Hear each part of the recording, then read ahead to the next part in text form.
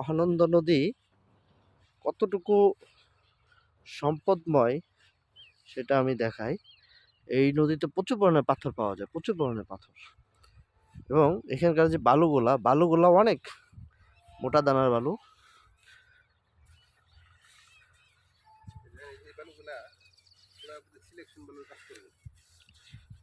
অনেক মোটা বালুগুলা।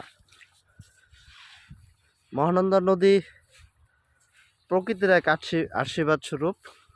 এখানে প্রচুর পরিমাণের পাথর পাওয়া যায়। সকালবেলা দেখা যায় যে পাথর শ্রমিকরা এখান থেকে পাথর নিচ্ছে আর বালু নিয়ে যাচ্ছে ওই যে ট্রাক্টর ভরে ভরে। মহানন্দা নদী এই এলাকার জনপদের এক অন্যতম আশীর্বাদ হিসাবে আল্লাহ তাআলা তাদেরকে দান করেছেন। আর সামনে আপনারা দেখতে পাচ্ছেন ওই যে দার্জিলিং এর পাহাড়, ওই পাশে ভারত। আমরা একদম সীমান্তবর্তী এলাকাতে আছি, যে কোনো সময় টুস করে গুলি করে দিতে পারে।